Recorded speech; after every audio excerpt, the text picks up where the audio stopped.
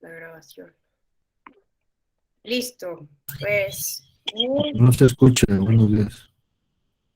¿No me escucha? Bueno, hola, hola, ¿me escucha? Hola, sí, sí se escucha. Ah, ok. Ya alguien me había dicho que no se escuchaba, pero si no se escucha me van a ir diciendo, por favor. Sí, gracias. Muy, muy buenos días, bienvenidas, bienvenidos a esta charla, conferencia sobre un tema que es fundamental en el contexto de este diplomado. Desafortunadamente, la profesora que iba a estar con ustedes para hablar para darles la conferencia final, se tuvo que disculpar, pero me parece, bueno, me invitaron a dar esta conferencia, dada la imposibilidad de nuestra profesora de darles una charla final para hablar de un tema que es fundamental, la violencia política contra las mujeres en razón de género. Entonces, la idea es que en esta charla podamos simplemente recordar algunos de los temas y conceptos más importantes relacionados con la violencia política contra las mujeres en razón de género. Permítanme empezar a compartir la presentación. Denme un momento.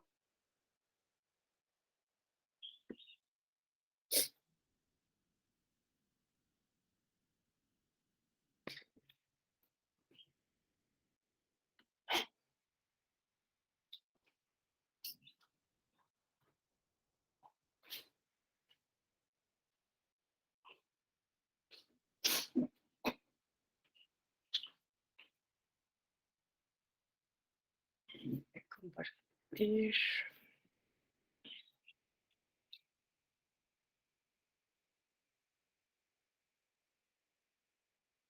Entonces, yo sé que muchos de ustedes saben perfecto ya qué es la violencia política contra las mujeres en razón de género.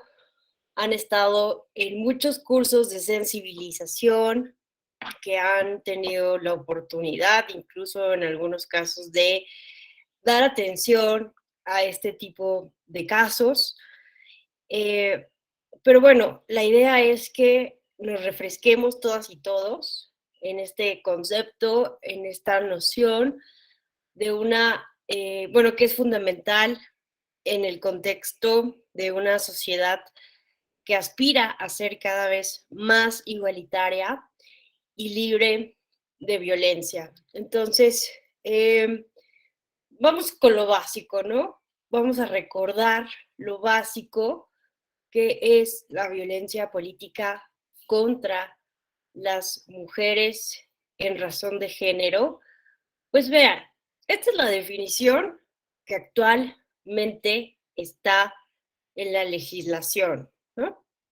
Vean ustedes que la violencia política contra las mujeres en razón de género no es otra cosa más que toda acción u omisión, incluida la tolerancia, basada en elementos de género y ejercida dentro de la esfera pública o privada y que tenga por objeto o resultado limitar, anular o menoscabar el ejercicio efectivo de los derechos políticos y electorales de una o varias mujeres, el acceso pleno al ejercicio de las atribuciones inherentes a su cargo, labor o actividad, el libre desarrollo de la función pública, la forma de decisiones, la libertad de organización, así como el acceso y ejercicio a las prerrogativas, tratándose de precandidaturas, candidaturas, funciones o cargos públicos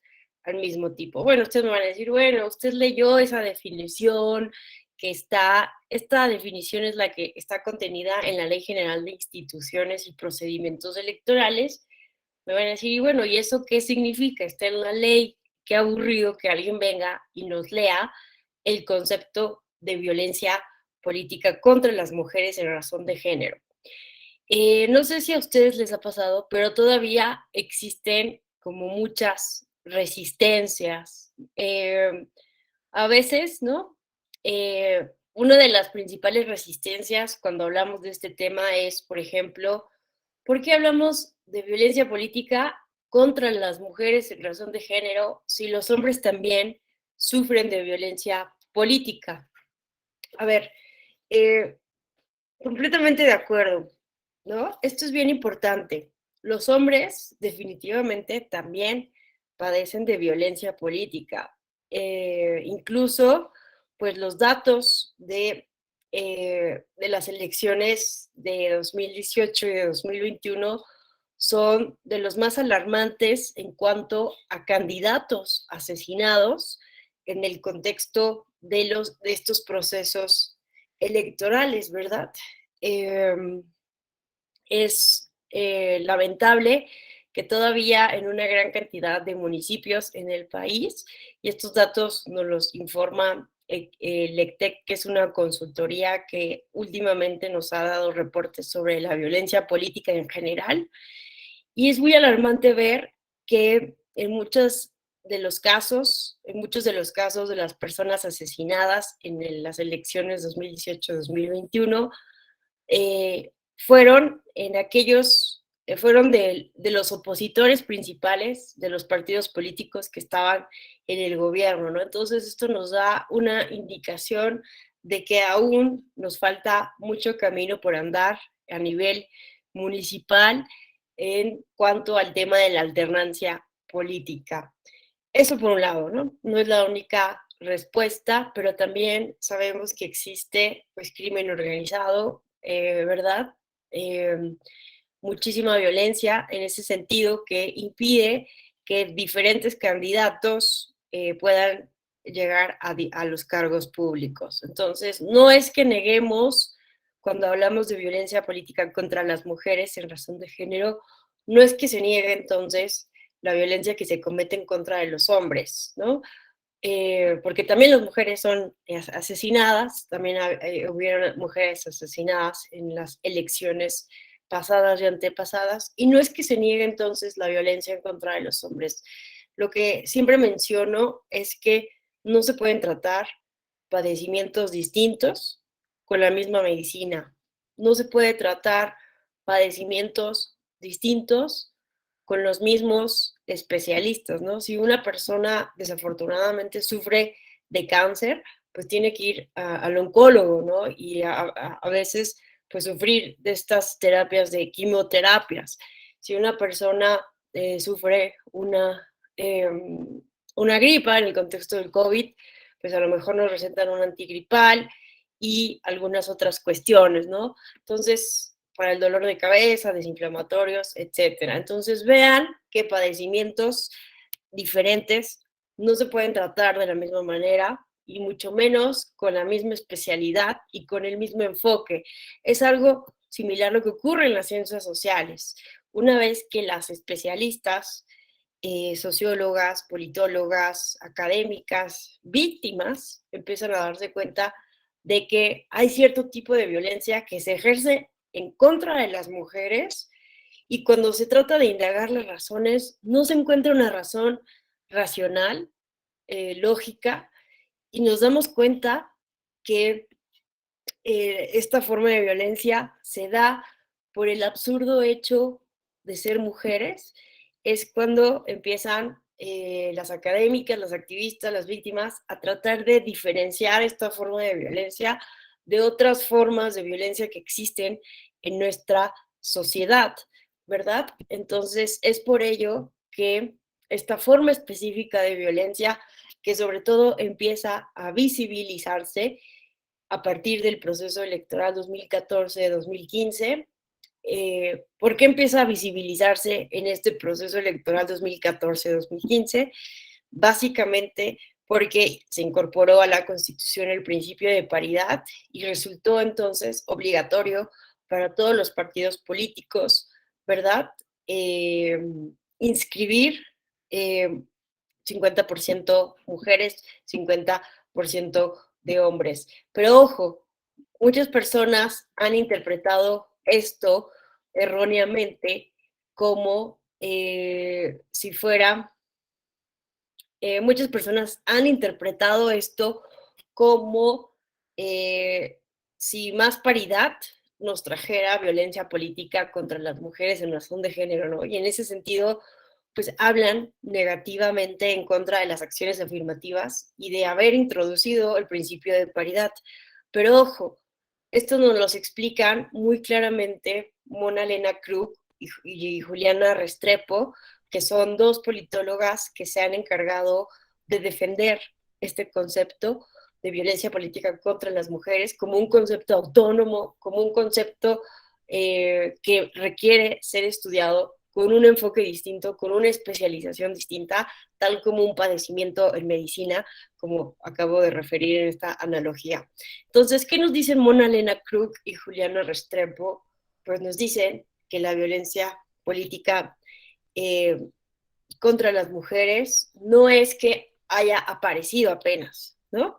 Que haya aparecido entonces en el contexto de la introducción del principio de paridad en 2014, y entonces no es una cuestión que sea culpa, una cuestión de causa y efecto de la paridad, ¿no? La violencia política contra las mujeres en razón de género existe desde siempre.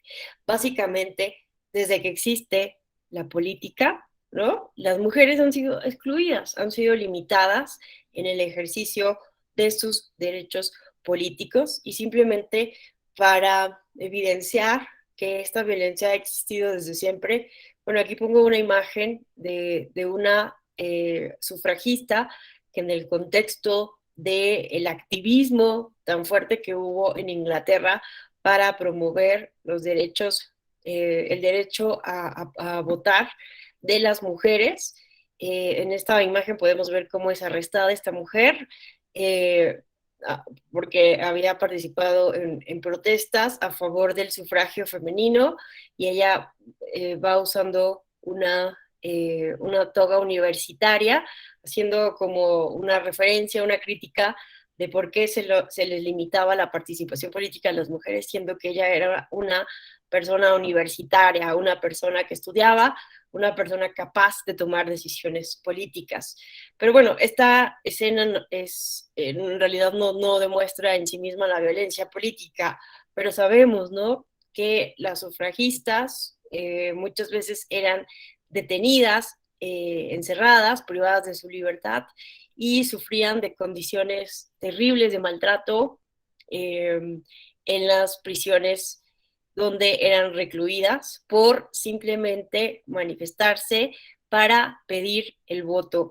Y algunos grupos feministas empezaron justo a radicalizarse porque no eran escuchadas, ¿no? Y a partir de esta radicalización, pues también el gobierno empezó a tomar medidas más severas, ¿no? Entonces, por ejemplo, se sabe que las feministas, las sufragistas en prisión, pues hacían huelga de hambre para exigir el sufragio femenino, y después de varios días de no comer, se les obligaba, ¿no?, con un embudo a la alimentación obligatoria, ¿no? Entonces, esta y otras formas de maltrato sufrieron muchísimas mujeres en el contexto de las protestas para exigir el sufragio femenino, ¿no? Y esto no se otorga en Inglaterra hasta en el contexto de la Primera Guerra Mundial, ¿verdad?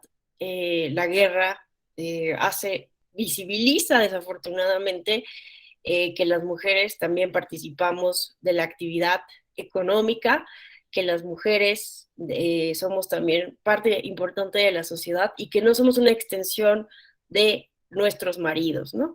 Entonces, pero vean qué impresión, porque hasta 1928 se logra el sufragio para mujeres mayores de 21 años, porque en 1918 solo se reconoció para mujeres mayores de 30. Entonces, en realidad, la violencia política contra las mujeres en razón de género ha existido desde que ha existido la política y desde que se ha excluido entonces a las mujeres de la esfera pública. Entonces, por ello, Mona Elena Krug y Juliana Restrepo nos dicen que ahora que estamos hablando de este tema con mayor énfasis desde 2014, 2015, pues no es que haya surgido apenas lo que esté de moda, sino que simplemente a partir de la incorporación del principio de paridad y de diferentes acciones afirmativas, no solo en México, sino en todo el contexto latinoamericano. Bueno, la paridad surge en Francia, ¿no? Esta idea de la paridad por primera vez empieza a hablarse en Francia y en América Latina. En Argentina es el primer país que incorpora la paridad y que también empieza a nivel municipal, a nivel subnacional. Entonces, lo que nos dicen estas politólogas es que más mujeres en política simplemente permite la creación de más lugares de violencia potencial, dado que hay más mujeres a las que se puede atacar, ¿no? Entonces, por eso es más visible, porque hay más mujeres en política y entonces hay más mujeres potenciales a las cuales atacar. Mayor visibilidad y voz política pueden ser vistas como una amenaza para quienes quieren preservar el status quo, lo que exacerba el uso de la violencia como una manera para evitar el cambio, ¿no? Entonces, pues imagínense que por muchísimos años el status quo, el poder político había sido ocupado por un grupo pues muy específico de la población y entonces de un día para otro se les obliga a compartir ese poder, pues algunas personas se resisten a compartir este poder con las mujeres y desafortunadamente las reacciones, sus resistencias se han manifestado a través de diferentes formas violentas. Una mayor conciencia de participación política de las mujeres puede fomentar a su vez una mayor conciencia en cuanto a la desigualdad política, lo que arroja nueva luz sobre dinámicas que han ocurrido durante muchos años, ¿no? Entonces, esto ha ocurrido, insisto, desde hace muchísimos años. Entonces, lo que pasa es que pues ahora es mucho más visible, además de que por la incorporación de acciones afirmativas o el principio de paridad, pues también porque ahora vivimos en una sociedad hiperconectada en donde ya es muy difícil, ¿verdad?, que las mujeres nos quedemos calladas ante este tipo de situaciones y es muy fácil a través de las redes sociales poder socializar e incorporar más mujeres al activismo político, ¿no? Entonces también por ello es que estemos justo hablando más de este tema, pero no es entonces que sea una moda o que sea algo propio de la época, sino que tiene muchísimos años, ¿no? Desde que existe, insisto, la política y que las mujeres han sido excluidas por el simple hecho de ser mujeres. Entonces, regresemos a la definición, ¿no? La violencia política contra las mujeres, entonces es toda acción, pero también pueden ser las omisiones. Y esto lo dijo con toda claridad. Vean ustedes, vamos a irnos a la normativa. Esto lo ha dicho con toda claridad la CEDAW, la recomendación general número 5, cuando hablamos de por qué las omisiones o incluida la tolerancia puede ser también una forma de violencia política. Vean esto lo dijo la CEDAW en la recomendación general número 35. El hecho de que un Estado parte no adopte todas las medidas apropiadas para evitar actos de violencia de género contra las mujeres, cuando sus autoridades sepan o deban saber del riesgo de violencia o cuando fallen en investigar, perseguir, castigar y reparar el daño a las víctimas, proporciona un permiso tácito o aliento a actos de violencia de género contra las mujeres y estas fallas o omisiones constituyen violaciones a los derechos humanos. Entonces vean que la omisión, la inacción, la tolerancia del Estado ante violaciones de los derechos humanos de las mujeres se considera en sí mismo una violación a los derechos humanos de las mujeres. Ahorita regresamos a esta normativa internacional, pero quería un poco explicar, ¿no? Entonces, ¿por qué la violencia política contra las mujeres, además de acciones como agresiones, cómo inhibir el ejercicio del cargo, propaganda sexista, ¿no? También las omisiones, incluida la tolerancia, pero ojo, basada en elementos de género. Esta es una de las cuestiones que más trabajo nos cuesta en torno al concepto de violencia política contra las mujeres en razón de género. ¿Cómo identificamos ese elemento de género? Esto es bien, bien, bien importante poder identificarlo, porque muchas veces, hay que decirlo, se abusa del concepto, ¿no? Muchas veces se abusa del concepto por parte de todo el mundo, ¿no? A veces por cuestiones de ¿no? Algunos partidos hablan de violencia política a la primera provocación, cuando estamos ante críticas legítimas, ¿no? De las candidatas mujeres en algunos casos, eh, o queremos o vemos cualquier crítica, ¿no? A alguna autoridad, no sé, por ejemplo, en contra de alguna crítica del gobierno de Claudia Sheinbaum o no lo sé, de alguna mujer que esté en política, y en automático queremos decir que es violencia política contra las mujeres en razón de género, ¿no? Y entonces, ojo, ¿no? Porque si bien vivimos en una sociedad extremadamente patriarcal, misógina, violenta, machista, evidentemente vamos a poder identificar actos inconscientes muchas veces o conscientes de violencia estructural en contra de las mujeres. Eso no significa que todas estas formas sean violencia política. Entonces, cuando decimos que todo es violencia política por razones de género, eh, podemos llegar a vaciar de contenido el mismo concepto que ha sido de verdad muy útil para poder atender los casos en los que efectivamente se está agrediendo a las mujeres por el simple hecho de ser mujeres, ¿no? Entonces, yo creo, en mi opinión, en que hay que ser bien prudentes, muy cuidadosas y cuidadosos cuando usemos estos conceptos,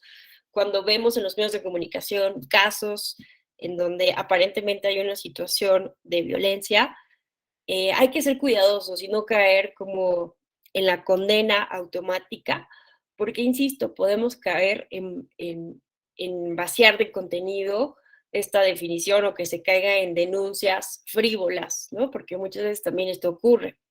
Y entonces lo que sucede en estos casos es que, pues, si de por sí existe muchísima resistencia a hablar sobre este tema, a reconocer que existe un problema, pues imagínense cuando se abusa del concepto y entonces todo ya es violencia política contra las mujeres en razón de género. Entonces, académicas, activistas, autoridades electorales, todo mundo debemos de ser bien prudentes cuando estemos afirmando que existe violencia política contra las mujeres en razón de género, ¿no? Entonces, por ello también es bien importante también identificar el elemento de género. A mí me parece que sí podemos tal vez partir, ¿no? De la presunción de que existe violencia política con elementos de género, un poco al estilo de como nos recomienda la Relatoría Especial para la Libertad de Expresión de la Organización de Estados Americanos en torno al periodismo.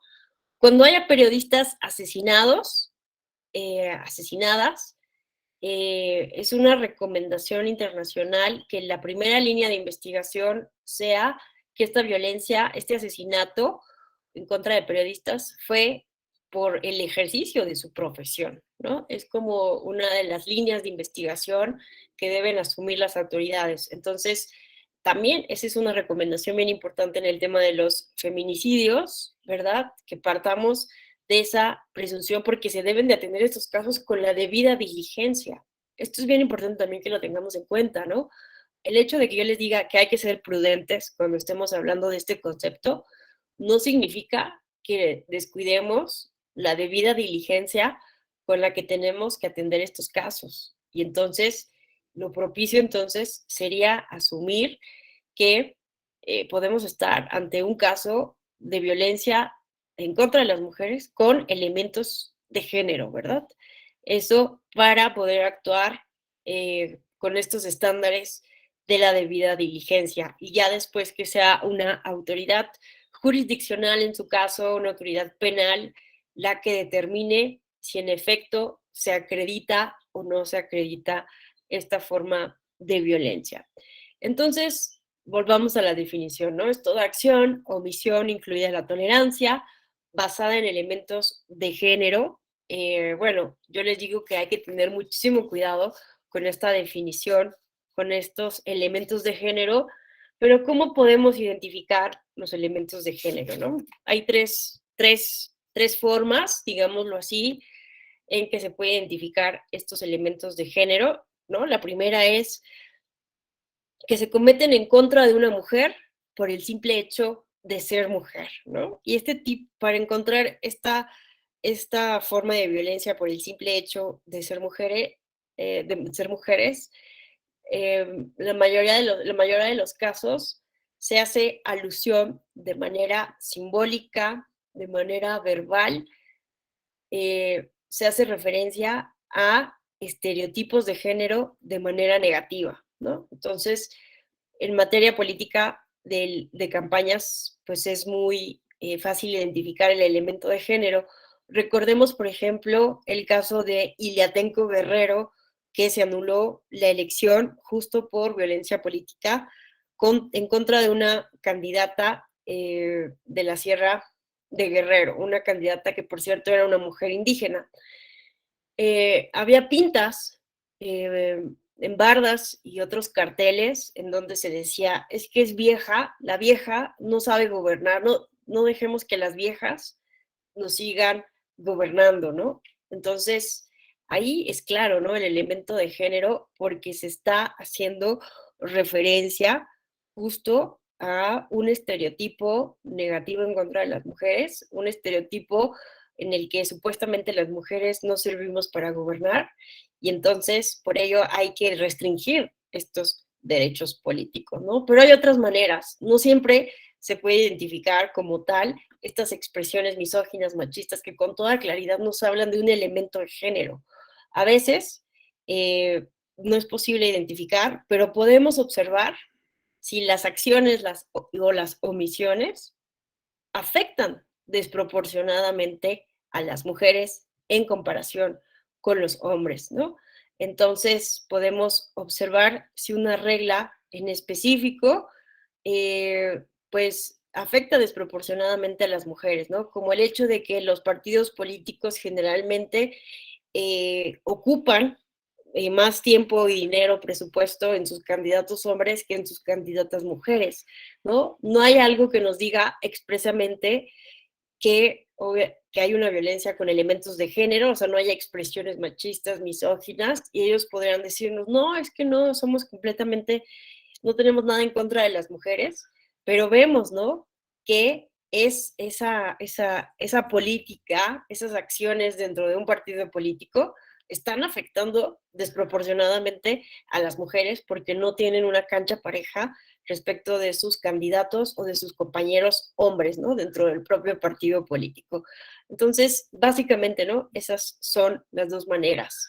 Identificar si existen este tipo de expresiones, ya sea de manera simbólicas, ocultas o directas, expresamente, machistas, misóginas, que hagan referencia a estereotipos, o la otra cuestión, identificar de qué manera esas acciones o omisiones, incluida la tolerancia, pueden afectar desproporcionadamente a las mujeres, ¿verdad? Y bueno, entonces sigamos con la definición. Basada en elementos de género y ejercida dentro de la esfera pública o privada. Esto es bien importante porque se pensaba que la violencia política pues solo ocurre en el espacio público, pero veamos que también puede darse en el espacio privado y que justo pues muchas de las veces ocurre que las mujeres son violentadas en espacios privados donde no hay testigos, y entonces recabar las pruebas es mucho más complejo, ¿no? De ahí que haya sido un criterio del Tribunal Electoral del Poder Judicial de la Federación que no se les puede exigir a las víctimas de esta forma de violencia estándares imposibles de prueba. ¿Qué significa esto? Que pues no podemos exigirles a quienes están sufriendo una violencia además que con estándares imposibles de prueba demuestren que han sido violentadas, ¿no? Y esto ha sido una cuestión muy normal, normalizada en estos casos, ¿no? Muy recurrente, que pues no se pueda comprobar, ¿no? Y que nada más esté el dicho entonces de la mujer. Y es por eso que se ha considerado entonces la reversión en la carga de la prueba.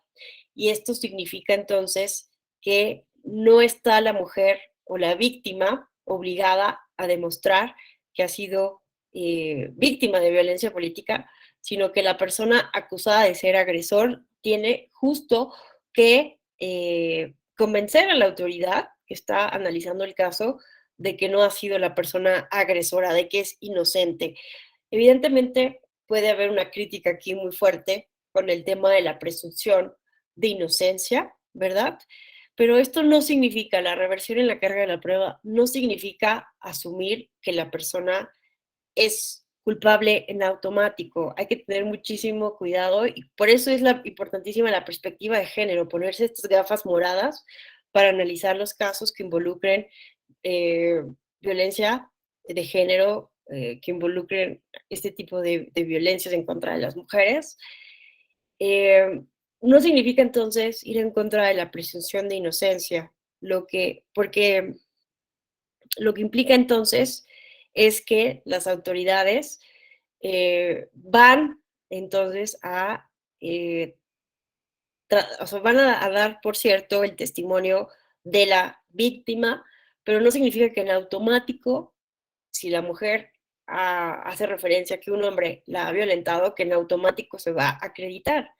Se debe de adminicular con otros elementos de prueba, se debe de llegar a diferentes indicios, ¿no? A partir de diferentes indicios, el juzgador, la persona juzgadora, va a llegar entonces a la convicción o no de que en efecto hubo violencia política, ¿no? Entonces, no es que en automático, ¿no? La mujer diga, me están haciendo daño, me están limitando mis derechos políticos, sancionan a esta persona y que si el agresor no puede demostrar que es inocente, en automático ya, ¿no? Estamos hablando de un caso de violencia política, no, ojo, significa que la persona debe de demostrar que no ha sido agresora y que han vinculado, ¿no? Es decir, analizado el resto de las pruebas, el resto de los indicios, el contexto, con una perspectiva de género, ¿verdad? ¿Qué significa esta perspectiva de género?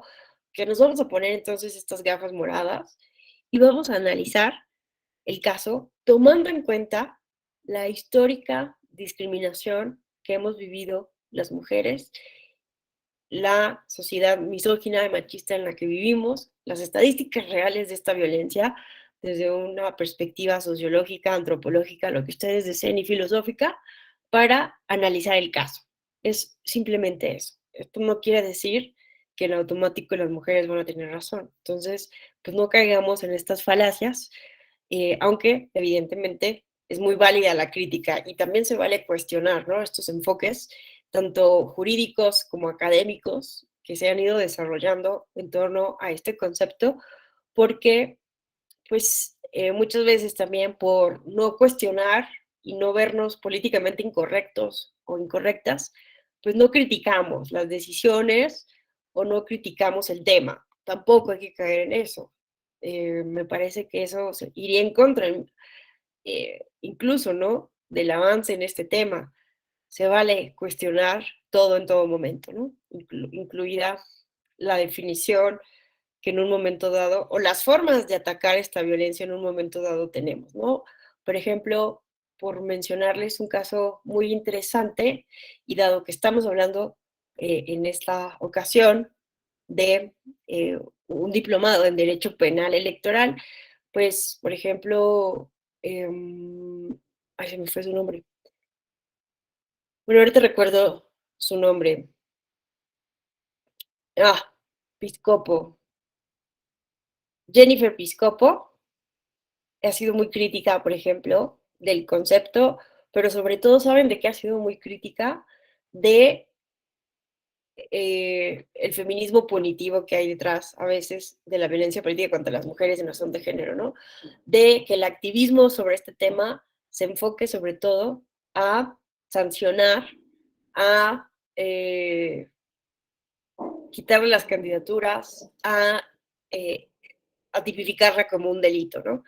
Ella sostiene, Jennifer Piscopo, es una politóloga que ha sido muy crítica de este tema, que estas medidas punitivistas no nos permiten comprender cuál es el fondo, el trasfondo de esta temática. Entonces, por ello, creo que sí es bien. Ven acá. Por ello, creo que sí es bien importante, entonces, cuestionar en todo momento esta forma de violencia. Denme un momento, por favor.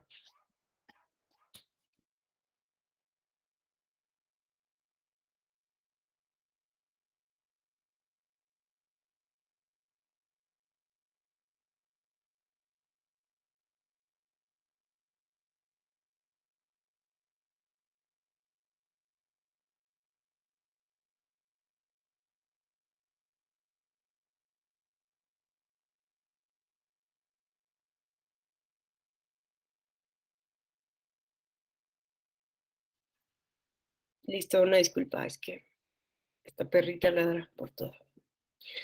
Entonces, bueno,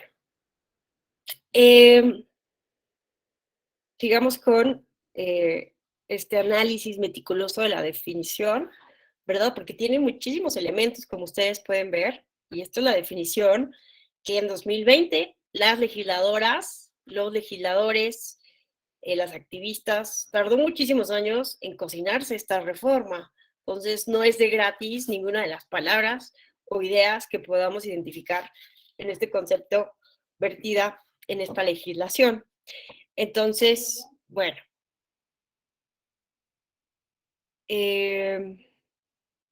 estábamos con que esta forma de violencia puede ser en la esfera pública o en la esfera privada. Por eso nos llevó a hablar entonces de las pruebas. Y vean esto, también es muy importante. Estas acciones u omisiones en contra de las mujeres, por el simple hecho de ser mujeres o porque les afecta desproporcionadamente, y que además, vean esto, tenga por objeto o resultado limitar, anular o menoscabar el ejercicio efectivo de los derechos político-electorales de una o varias mujeres. Entonces, vean esto, muchas veces no podemos comprobar que una violencia en contra de una mujer tenga como objeto menoscabar, anular el ejercicio efectivo de sus derechos. A veces simplemente podemos observar cuál es el resultado, ¿no? Si estas formas de violencia han tenido como resultado el menoscabo, esto nos debe de prender entonces la alerta para decir que sí estamos ante un caso de violencia política, aunque no podamos comprobar que el objeto de esta violencia ejercida haya sido el menoscabar algún derecho político, ¿verdad? Entonces, ojo ahí. Por eso se dice, ¿no? Que tenga por objeto o resultado. Entonces, bueno, ya vamos a terminar de diseminar esta definición.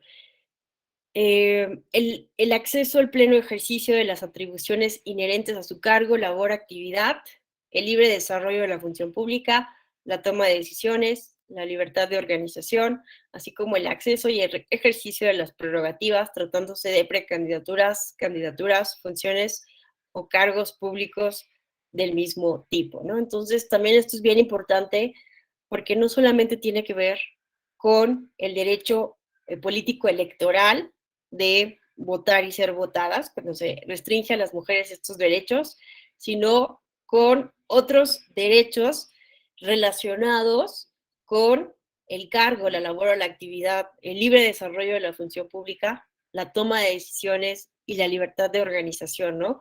Entonces, vean que es toda una gama, un catálogo de derechos humanos que pueden llegarse a ver afectados cuando estamos hablando de violencia política contra las mujeres en razón de género. Por eso me parece muy importante tomar en cuenta, para poder identificarla, sigue siendo muy útil la jurisprudencia del Tribunal Electoral, del Poder Judicial de la Federación, que hace este test de 5 pasos para que podamos identificar, ¿verdad?, cuando estamos ante un caso de BPG. ¿No? Entonces, el primer paso que debemos de analizar es si sucede justo en el marco del ejercicio de los derechos político-electorales o bien en el ejercicio de un cargo público. 2, si es perpetrado por el Estado o sus agentes, por superiores jerárquicos, colegas de trabajo, partidos políticos o representantes de los mismos, medios de comunicación y sus integrantes, un particular o un grupo de personas. 3, si es simbólico, verbal, patrimonial, económico, físico, sexual o psicológico, ¿no? Muchas veces esta forma de violencia en contra de las mujeres se da de manera cruza, ¿no?, con otras formas de violencia en contra de las mujeres. 4, si tiene por objeto o resultado menoscabar, anular el reconocimiento, goce y ejercicio de los derechos político-electorales de las mujeres. Y 5, si se basa en elementos de género, ¿no? Lo que les decía, si se dirige a una mujer por ser mujer, si tiene un impacto diferenciado en las mujeres o les afecta desproporcionadamente, ¿no? Entonces sigue siendo muy útil esta jurisprudencia del Tribunal Electoral, pero también el protocolo para la atención de la violencia política contra las mujeres en razón de género, porque como ustedes recordarán, cuando empezaron estas denuncias a llegar ante las autoridades administrativas como jurisdiccionales, pues no había una legislación, no había nada, ¿verdad? Entonces, a iniciativa del Tribunal Electoral, del INE y otras autoridades como la FEBINTRA, el IL Mujeres, etcétera, se realizó el protocolo, ¿verdad?, para la atención de la violencia política contra las mujeres, que si bien en sí mismo no era un instrumento vinculante, sí contenía, ojo, la normativa que obligaba, la normativa internacional y nacional, que obligaba entonces a las autoridades electorales a atender, a prevenir, atender, sancionar y erradicar esta forma de violencia. ¿Cuál es esa normativa internacional? Vean ustedes, ¿no? Yo les había hablado de la CEDAW, pero vean, en México, la CEDAW, que es la Convención para la Eliminación de todas las formas de discriminación en contra de la mujer, es ratificada por México desde 1982. O sea, vean cuántos años, desde hace cuántos años existe la obligación del Estado mexicano de esto que dice claramente la CEDAW, de adoptar por todas las medidas apropiadas para, adoptar todas las medidas apropiadas para eliminar la discriminación contra la mujer en la vida política y pública del país, garantizando en igualdad de condiciones con los hombres el derecho a ser elegibles para todos los organismos cuyos miembros sean objeto de elecciones públicas, ¿no? Entonces, esta obligación internacional existe desde 1982. ¿Y qué decir de la Convención Belém do Pará, que es la primera convención a nivel mundial de hablar sobre el concepto de violencia en contra de las mujeres, ¿no? Porque vean que la CEDAW hablaba de discriminación, pero ya la Convención Belém do Pará habla específicamente de violencia, y vean que es ratificada por el Estado mexicano desde 1998. O sea, vean cuántos años también existe una obligación internacional para el Estado mexicano en este tema. Vean, la Convención Belém do Pará nos habla de que las mujeres tienen derecho a una vida libre de violencia, tanto en lo público como en lo privado.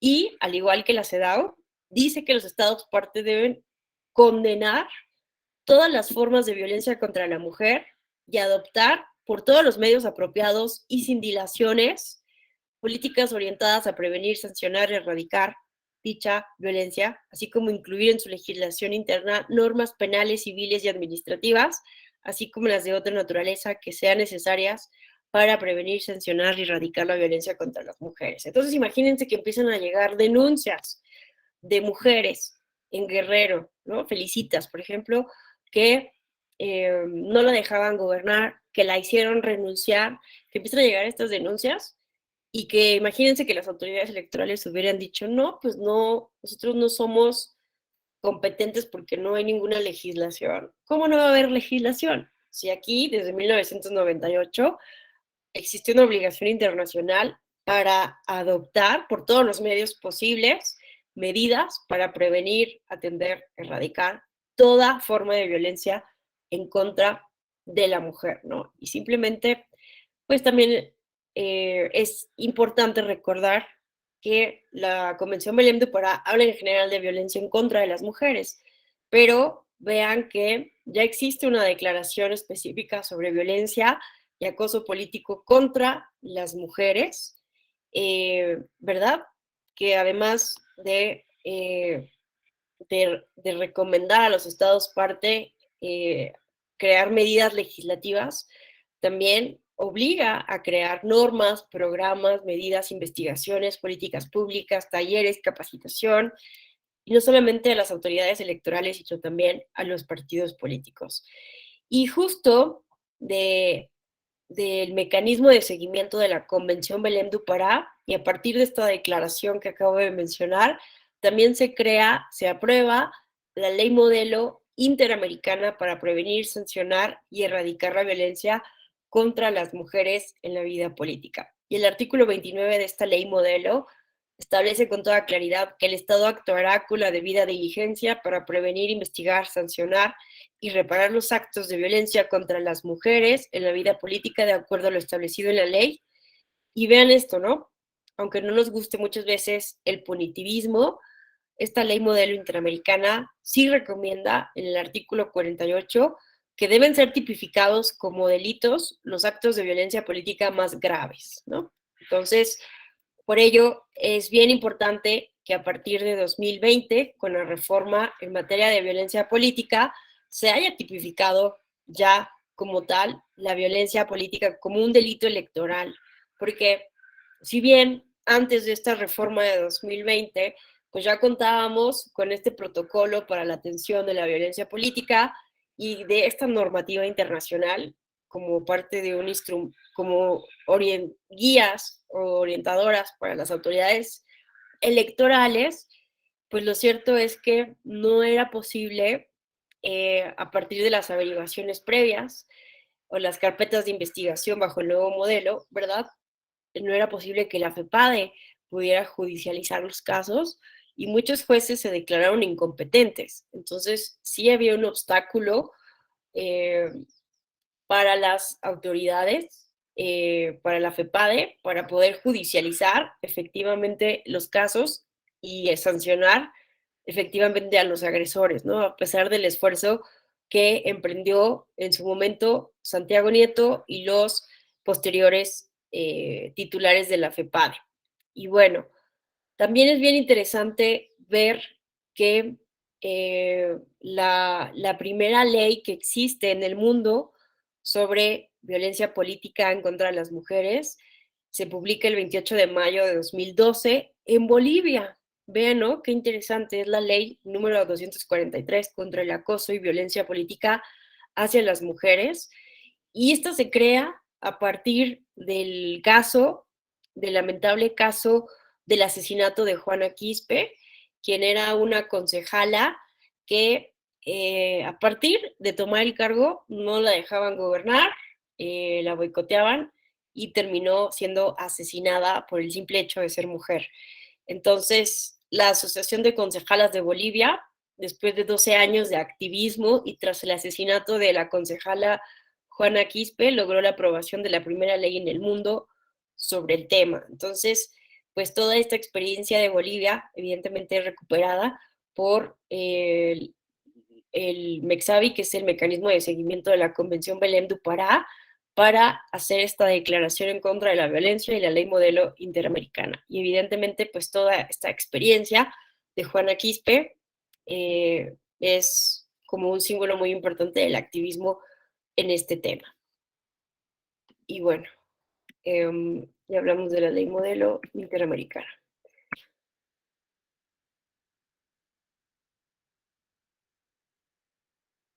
Bueno, entonces esto es como en el ámbito internacional, cuestiones que hay que tener en cuenta, que hay que recordar que la violencia política contra las mujeres no es algo que surja entonces en México, que sea una moda de las legisladoras en México, de las candidatas en México, de las mujeres en México, no es ninguna moda, es un fenómeno que sucede en todas las partes del mundo y pasa lo mismo en Bolivia, como en Estados Unidos, como en Inglaterra, justo empieza a tomarse cartas en el asunto en la ONU a partir también del asesinato de una congresista en Gran Bretaña, ¿no? Entonces es algo que ocurre incluso en los llamados países desarrollados, ¿no? Entonces no es algo que sea exclusivo de México o que tampoco sea exclusivo de las comunidades indígenas, porque también muchas veces caemos en ese mito, en esa falacia que es un poco estigmatizante de los pueblos y comunidades indígenas. Decimos, bueno, es que por sus usos y costumbres, de ahí viene la violencia machista. Y no necesariamente, porque vean que estos casos ocurren tanto en sistemas de partidos como en pueblos y comunidades indígenas. Entonces es un problema que va más allá de la interseccionalidad de las mujeres indígenas, pero que por eso hay que analizarlo con un enfoque adicional pluricultural.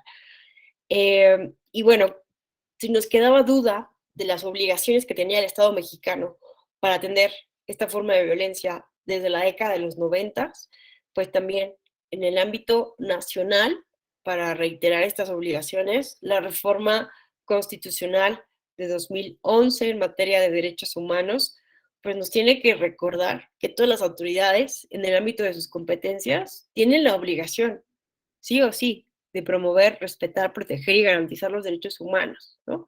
En consecuencia, el Estado debe prevenir, investigar, sancionar y reparar las violaciones a los derechos humanos, en este caso de las mujeres, a las que se les está violentando por el simple hecho de ser mujer y se les obstaculiza sus derechos políticos, ¿no?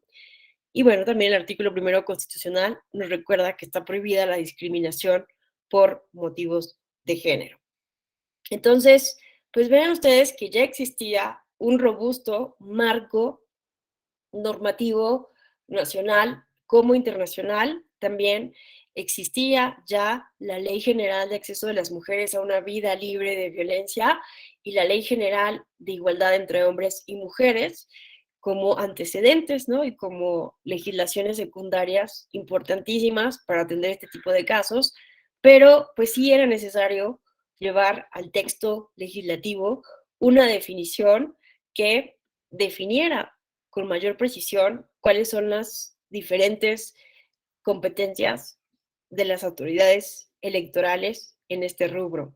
Entonces, después de muchísimos años, de verdad, fueron muchos años en los que se estuvo puliendo y había muchas resistencias para aprobar esta reforma, pero por fin se publica el 13 de abril de 2020. Vean que se reformaron 8 legislaciones, por eso no fue algo tan sencillo de hacer, ¿no? Ocho legislaciones. ¿Cuáles? Pues la Ley General en materia de delitos electorales, la Ley General de partidos políticos, la Ley General de instituciones y procedimientos electorales, la Ley General de acceso de las mujeres a una vida de violencia, etcétera, etcétera, ¿no? Entonces, todas las leyes que tuvieran que ver con este tema fueron reformadas para definir e introducir el concepto específico de violencia política contra las mujeres en razón de género. ¿Por qué es un concepto tan largo? Bueno, porque como señala la CEDAW en esta recomendación número 35, es bien importante visibilizar, ¿no? Y ser explícitos de que esta forma de violencia en contra de las mujeres es por razones de género, ¿no? Porque, insisto, existen otras formas de violencia en contra de las mujeres y no todas necesariamente tienen que ser por cuestiones de género. Hay otras razones, motivaciones detrás en contra de otras agresiones, pero entonces hay que identificar, insisto, estos elementos de género. Entonces, se reformaron 8 legislaciones, se definió en la ley, por fin, que era violencia política. Ya estaba en la jurisprudencia y en los casos del Tribunal Electoral, pero había que ponerlo también en la ley. Se tipificó como una infracción, ¿no? Es decir, que se puede poner una sanción administrativa del catálogo de las infracciones que vienen en la Ley General de Instituciones y Procedimientos Electorales, pero también como un delito electoral. Entonces vean que las mujeres tienen 2 vías para el camino jurídico que quiera emprender, ¿no? Pero pueden ser las dos, no tiene que ser una o la otra, puede ser una y la otra no, y esto depende muchísimo de la decisión de las víctimas, de la asesoría legal con la que cuente y de la forma en cómo quiera proceder, ¿no? Entonces, la pena aumenta 1/3 cuando se trata de un servidor público, quien comete esta falta, de partidos políticos y candidatos, y aumenta la mitad cuando esta violencia se comete en contra de una mujer indígena. El PES es la vía para conocer de estas infracciones, pero ojo, ¿no? El procedimiento especial sancionador justo tiene por objeto sancionar, pero el JDC es la vía para restituir los derechos violados, ¿no? Entonces, por ello es bien importante que en todo momento las autoridades electorales puedan asesorar adecuadamente, brindar una asesoría adecuada a las víctimas, porque pues con el JDC podemos justo restituir los derechos violados, mientras que en el PES pues, se va a sancionar específicamente a la persona agresora. También se introdujo esto del requisito de elegibilidad. Una persona que esté condenado por el delito, ojo, por el delito de violencia política, no puede competir para un cargo de elección popular. Pero también es interesante saber, ¿no?, que a partir de criterio jurisprudencial, si una autoridad jurisdiccional declara que una persona perdió el modo honesto de vivir por ser reincidente en violencia política contra las mujeres en razón de género, tampoco cumple con este requisito de elegibilidad. Bueno, esta reforma también permitió distribuir las competencias con mayor claridad entre las autoridades. También se llevó a la ley la prohibición expresa de propaganda violenta. Esto ya se había llevado a una tesis por parte del Tribunal Electoral a partir de un promocional machista, propaganda un spot violento, pero con la reforma esto se lleva en la ley y está prohibido para cualquier persona publicar propaganda violenta.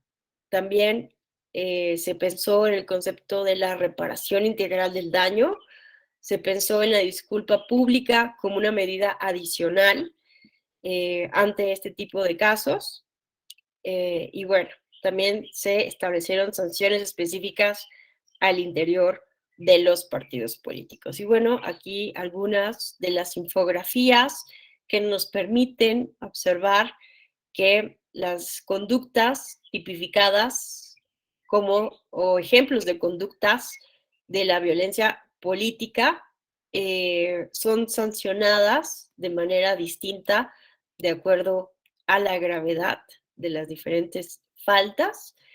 Y pues también es importante recordar que a partir de una sentencia del Tribunal Electoral, el INE cuenta con un registro nacional de personas sancionadas en materia de violencia política contra las mujeres, que es una lista de todas las personas que han sido sancionadas por ejercer violencia en contra de las mujeres y que busca inhibir este tipo de violencia, además de concretar la reforma de 2020, facilitar la cooperación entre instituciones para la generación de información, consultar la información previa del registro de candidaturas y pues es vigente a partir del proceso electoral 2020 de 2021. Y es bien importante ver que intervienen tanto autoridades administrativas, jurisdiccionales, como penales, tanto en los ámbitos federales y locales, en el respectivo ámbito de sus competencias. Y bueno, simplemente para ir cerrando esta conversación, vemos que todavía falta mucho camino por andar, si bien hemos observado mayor paridad, ¿no? Si hemos observado mayor presencia de mujeres en la esfera pública, todavía falta pues aspirar a lograr una democracia sustantiva, una democracia de calidad, donde este tipo de denuncias ya no sean observadas, ¿verdad? Pero por ahora el hecho de que no existan denuncias puede ser también un indicador de que las personas no están sensibilizadas en la temática. Pero bueno, yo les agradezco enormemente su atención. Dejaría hasta aquí mi participación y abriríamos paso a una sesión de preguntas y respuestas. Francisco Ibarra, muy buenos días, te escuchamos. Buenos días, doctora. Una pregunta es en relación al tema en específico del delito de violencia política en razón de género. Partiendo de la idea de que el bien jurídico tutelado lo es en lo general el adecuado desarrollo de la función pública electoral, en comparación, en contraste con lo que señalan las 14 fracciones del artículo 20 bis, que señalan los delitos de violencia política contra las mujeres, pudiéramos afirmar que existe más de un bien jurídico tutelado en este tipo de delitos de violencia política contra las mujeres en razón de género, o se sigue utilizando la misma regla general? Yo creo que no es posible hablar de un único bien jurídico a tutelar, ¿no? Porque podemos decirlo, podemos enumerar diferentes bienes jurídicos, ¿no? Como la dignidad de las mujeres, el derecho de las mujeres a una vida libre de violencia, el, el, el ejercicio efectivo de los derechos políticos. Entonces, creo que hablar de un solo bien jurídico tutelar es un poco limitado desde mi perspectiva. No sé qué opinas. Sí, gracias. Sí, coincido, toda vez que pues cada fracción establece un supuesto distinto. Por un lado está la secrecía del voto, en otros los derechos laborales, la dignidad, ciertas restricciones que van teniendo una definición distinta en cada uno de los supuestos. Puede haber muchos tipos penales, pero al final de cuentas todos son violencia política en razón de género, en una vertiente distinta, ¿va? Prevista en cada una de las fracciones. Entonces sí coincidiría con usted, doctora. Muchas gracias, es una interesante pregunta, te lo agradezco. Vamos a escuchar ahora a Noemí Argüello. Muy buenos días, Noemí. Qué gusto verte de nuevo. Buenos días, doctora, igualmente. Buenos días a todas y todos. Interesante el planteamiento que hace el maestro Francisco en relación al bien tutelado en materia de delitos electorales, hablando de esto, que es el buen desarrollo del proceso electoral, es lo que se tutela. Considero que estaríamos ante el mismo bien jurídico tutelado cuando hablamos de violencia política, porque la violencia política genera inequidad en la contienda y eso afecta el buen desarrollo del proceso electoral. Entonces, de alguna manera, si se puede establecer básicamente, cuál es la conducta específica que se actualiza, finalmente es el mismo bien jurídico, que es el buen desarrollo del proceso electoral, independientemente de que sea de manera específica otro bien jurídico. Gracias. Gracias, Noemí. Qué interesante lo que nos planteas también, ¿no? Verlo desde la perspectiva de los principios, ¿no? También los actos de violencia política pueden llevar a la nulidad de la elección por violación a los principios constitucionales que deben regir un proceso electoral, como es el de la equidad en la contienda, ¿no? Por poner solo un ejemplo. Pero sí, definitivamente también desde ahí se puede abordar, ¿no? Muchísimas gracias, Noemí. No sé si alguien más quisiera hacer algún comentario, alguna pregunta, cuestionar algo, también se vale, ¿no? Insisto, no porque sea un tema de los conocidos como políticamente correctos, no vamos a opinar. Noemí. Bueno, nada más me gustaría saber, quienes trabajan en las fiscalías, ¿cómo es que integran el expediente para cuando hablan de cuál es el bien jurídico que se está viendo afectado? en estos casos, digo, derivado de la misma pregunta, sí me gustaría saber esa parte de cómo es que se integra cuando hablas de violencia política, cómo es que se hace el planteamiento y se fundamenta y se argumenta cuál sería como la columna vertebral de la resolución en materia de violencia política. Gracias. Qué bueno que preguntas esto, porque esto nos lleva a un tema bien importante, ¿no? De el contraste de cómo se atiende, ¿no? En la materia penal electoral y la manera en que se atiende desde la materia administrativa electoral. Y desafortunadamente, voy a ser muy honesta, pues no hay como tantos estudios de los casos a fondo a partir de la elaboración de carpetas de investigación o de los expedientes, más que el testimonio directo de quienes están trabajando como servidoras o servidores públicos en la FICEL, ¿no? Que la FICEL ahora pues es el acrónimo correcto de lo que antes era la FEPAD y lo que después llamamos FEDE. Entonces, creo que falta muchísimo para trabajar en colaboración con la FICEL para conocer, ¿no? Poder leer estos expedientes, revisarlos, porque si ustedes buscan los expedientes, por ejemplo, en Internet, pues no son expedientes que estén a la disposición pública, ¿verdad? Como sí están las sentencias emitidas por los tribunales electorales locales o el Tribunal Electoral del Poder Judicial de la Federación. Entonces, yo la verdad, siendo honesto, nunca he revisado, ¿no? Un expediente. He hecho una carpeta de investigación, una sentencia ya emitida por una autoridad que resuelva un caso desde la perspectiva penal electoral. Entonces, se me hace muy interesante que plantees esto porque creo que es un área de oportunidad para seguir estudiando cómo abordamos estos temas desde el derecho penal electoral. No sé si alguien más, creo que sería muy bueno, ¿no?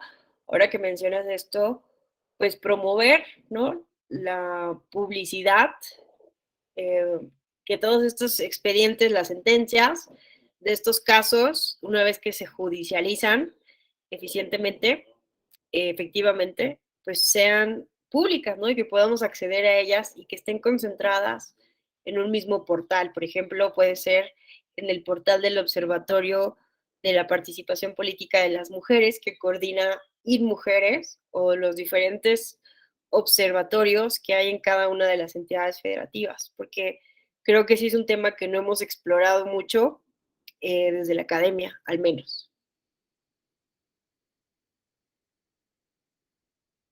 No sé si alguien más quisiera compartirnos su punto de vista, su perspectiva.